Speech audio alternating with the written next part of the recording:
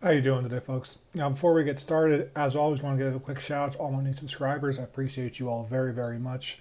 We're also going to be doing a $1,000 giveaway for a $1,000 knife, and we 1,000 subscribers. We're a fair amount away from that, but every little bit helps. Definitely stay tuned for that one. It's going to be something crazy. As always, our dedicated unboxing knife is the Paragon Knives Warlock.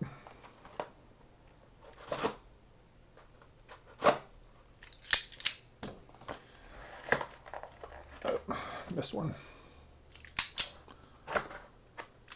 So this is something I'm actually really looking forward to.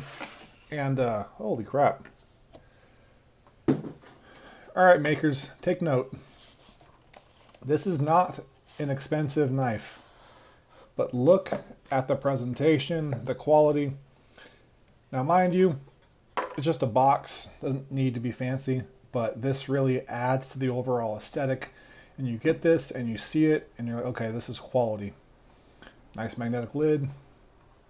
And here we have this. First flip. Ah, there we go. First one was user error, folks. So it does drop shut quite nicely. On the inside we have there's some little pull tabs here. They weren't quite functional though. It's really hard to see in there. So the little tabs there, which given this knife was way over here, didn't really work so well, but I appreciate the effort. If I had to guess, it's probably the same box their customs come in, and their customs are a bit bigger than this, so might fit a little bit better. Either way, very nice presentation. It's greatly appreciated. Now, as far as the actual knife goes, this is a $225 knife. It's nothing crazy priced. I have some really expensive knives, and this thing is damn high quality. This beautiful carbon fiber, nice milling to it, which gives us this kind of like holographic 3D texture to it. It's a G10 pivot collar. No proprietary hardware. Thank you for using the bigger Torx bits, by the way. It's always appreciated. We also have the DLC blade. As you guys know, I really like to use my stuff, and I am a sweaty bastard, so I try to keep everything coated if possible. Makes it a lot easier to avoid rust and everything else. Pocket clip. Feels titanium. Not positive, but it's pretty nice. A milled clip would have been a little nicer, kind of fit the overall aesthetic of the piece, but for the price point, you really can't complain. It's also pretty minimal screwing, which is awesome. So there's just those two pieces right here. That is a flush pivot, which is definitely appreciated. And there's the actual piece back here, but there's surprisingly very little screws on this piece, which is really cool. Gives it a very nice overall feel to it. Now, as you guys know, I have 2XL hands, so I can definitely hold this knife comfortably. It is a little awkward. My pinky's pretty close to the end of the knife, but it is still on there. And overall, this feels pretty damn good in hand. Yeah, I'm definitely a fan of this. Now, I got this Artisan, I forgot what it's called. Anyways, I got this Artisan in, and I was super unimpressed with this piece, and it kind of got me on the whole straight razor kick. Because I'd always wanted one of these, and when I finally actually got it, Orthodox, what it's called, Artisan Orthodox, I was just kind of unimpressed with it, so I wanted something a bit different.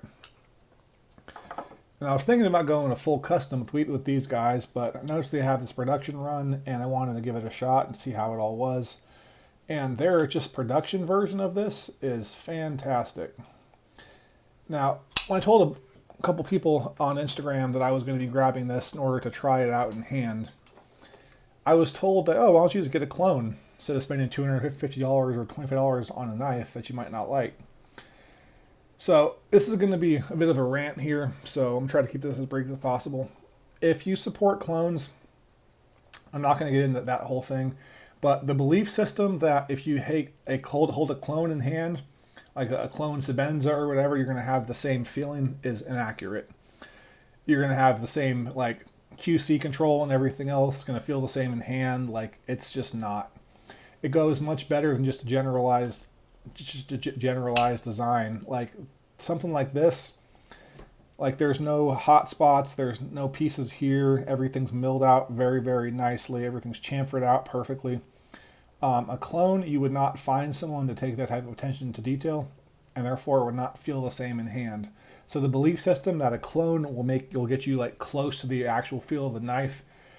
When you're dealing with ergonomics, little things really do add up. So you just won't. This is a fair representation of what the custom is. I am still going to go the custom route. I already contacted them. They're going to make a special one-off for me with it's like a 5-inch blade, something crazy. But I'm looking forward to that. There's a decently long wait for it though, so you'll probably see that one next year. But as far as the actual production run, very cool.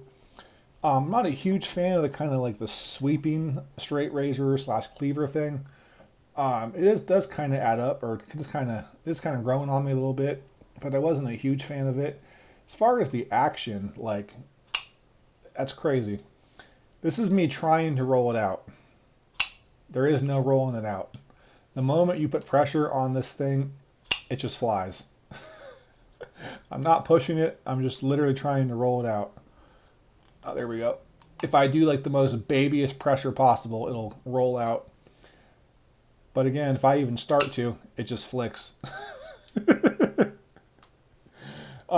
action on this piece is very, very nice. It does take a deliberate press like on the actual cutout. If you go down here, it's not going anywhere unless you flick it really hard. But if you just kind of just press your finger right there, it just rockets out. Fantastic action. Ergonomics on my 2XL hands are actually really solid. It's not super comfortable because of the size of my hands, so it's a little smaller than what I normally like to carry. But for what it is, it's very, very solid, and I guarantee you if you have smaller hands, you will have no problem at all holding this piece, and it'll be very comfortable in hands. I'm not too sure if I'm going to be keeping this around. Definitely going to be doing a review for it, so if somebody's interested in this piece, definitely go ahead and let me know. I say this all the time, pretty much everything is for sale. But a couple size comparisons. First off, with the one that is not for sale. This is the Hinderer XM24 frag pattern. I'll go ahead and throw out a Spyderco. This is a Spyderco Manix 2. I wanted to call it a Griptilian for a second. Benchmade 940. And the actual Griptilian I was thinking about.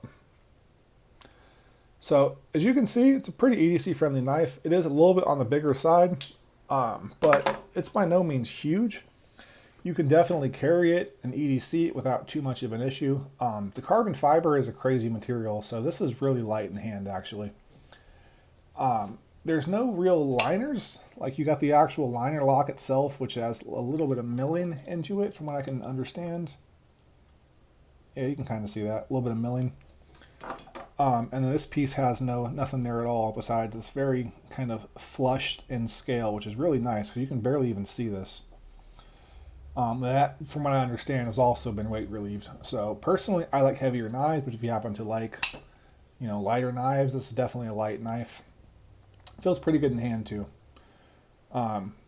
This is also S35VN, so definitely a very solid steel.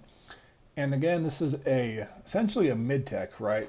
Because, well, not even necessarily a mid-tech. It's a production version of a custom, but it's made from the same folks that also do the custom. So you're getting that same fit and finish and quality control and everything else that you would with a custom knife, which is really kind of crazy. Red Horse Knife Works really knocked it out of the park with this one. I am overall very, very happy. As far as problems with it, to be honest, I don't feel the pocket clip when I'm choking up on it. There is a little bit of a hot spot right there, but it's nothing super major. The action is very nice. Honestly, there's just nitpicks. The pocket clip could be a little nicer if that's a nitpick. Who cares for the price point? Yeah, man, I don't really have anything bad to say about this. So, as far as a production knife goes, 100. Does that mean it's the best knife I've ever handled? Absolutely not, but I really can't think of anything really wrong with this knife besides pieces that could be done a little higher quality, but again, for what the price you're dealing with, and for given what the custom goes for, and the differences between the custom and the production are so minimal that, again, they're just nitpicks and they're things that don't really influence the overall piece. So my overall score on this knife is going to be a 100 out of 100, a 10 out of 10. This thing is not my favorite knife by any means, but there's nothing wrong with it. There's just nothing wrong with it. It's nothing that really speaks to me either, but at the same time, if you happen to enjoy the aesthetics of this piece, the action is fantastic, the ergonomic feel is fantastic. Overall, it is just a damn awesome knife that I'm not quite sure is for me personally, but again, 10 out of 10. There are no problems with this knife. There's something about it that doesn't quite give me the jolly, so to speak, but that's just a personal preference. But overall, very solid piece. So again, 10 out of 10, 100 out of 100. As far as production knives go, this thing is perfect.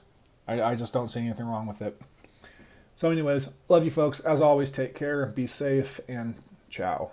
Bye now, take care, whatever, I don't know. Just be safe. Take care.